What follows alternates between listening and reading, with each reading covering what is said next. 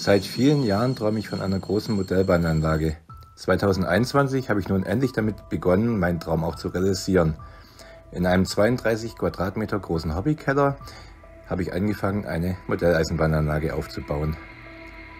In diesem Video möchte ich euch den Gleisplan vorstellen und mit einigen 3D-Ansichten zeigen, wie die Anlage einmal aussehen soll. Im Plan blau dargestellt ist die zweigleisige elektrifizierte Hauptbahn, die sich einmal fast komplett um den ganzen Raum zieht und eine 14 Meter lange Paradestrecke bildet. Betrieblicher Mittelpunkt der Hauptstrecke ist der achtgleisige Durchgangsbahnhof Lohstadt.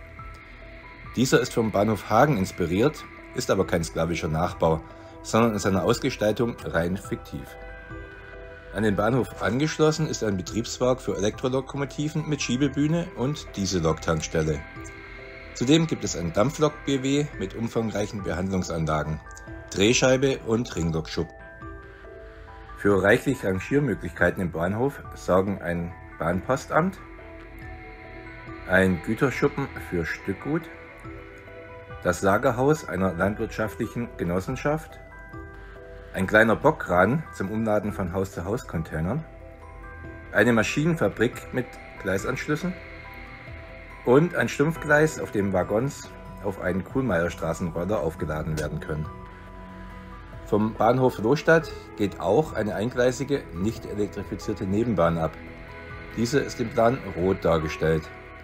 An dieser romantischen Nebenbahn liegt der kleine Bahnhof Veltheim. Dieser hat nur 2 Durchgangsgleise, zudem ein kurzes Stumpfgleis am Güterschuppen und ein Ladegleis mit einer kombinierten Kopf- und Seitenrampe.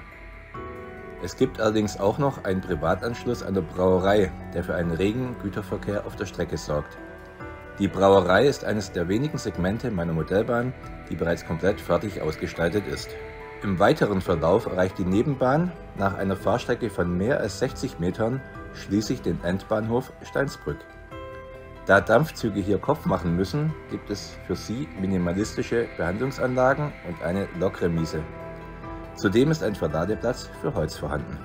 Für einen abwechslungsreichen Zugbetrieb sind im Untergrund der Anlage auf 2 Hauptebenen 9 Schattenbahnhöfe vorgesehen, die knapp 100 Zuggarnituren meiner mittlerweile doch recht umfangreichen Modellbahnsammlung aufnehmen sollen. Die Hauptbahn kann dabei sowohl als Hundeknochen betrieben werden, das heißt, Züge kehren am Ende der Fahrstrecke um und kommen aus der Richtung zurück, in der sie abgefahren sind. Es ist aber auch möglich, im Uhrzeigersinn oder gegen den Uhrzeigersinn einfach nur im Kreis zu fahren. Die Hauptbahn kann natürlich auch rein manuell gesteuert werden. Aufgrund der langen Fahrstrecken, auch gerade im Untergrund, und der dichten Zugfolge, die im Blockstreckenbetrieb möglich ist, wird aber auch ein vollautomatischer Betrieb mit einer Computersteuerung realisiert werden. Im Gegensatz dazu verläuft die Stichstrecke von Lohstadt nach Steinsbrück überwiegend im sichtbaren Bereich und ist geradezu für das Steuern einzelner Züge mit einem Handregler prädestiniert.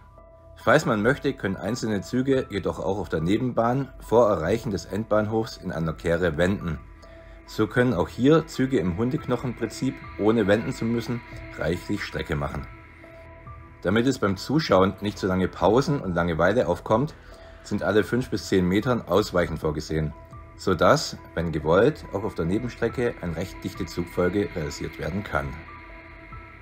Neben all den vorgestellten Gleisen, die sich auf einer Länge von mehr als 750 Meter aufsummieren, habe ich auch noch eine ganze Reihe von weiteren Spielereien geplant oder bereits umgesetzt, wie zum Beispiel einen Radweg oder auch ein ganzes Straßennetz für Viessmann Car-Motion-Fahrzeuge. Wenn euch also interessiert, wie es mit meiner großen Traumanlage weitergeht, so lasst gerne ein Abo da und drückt die Glocke. Ich freue mich schon auf weitere Besuche von euch in meinem Hobbykeller.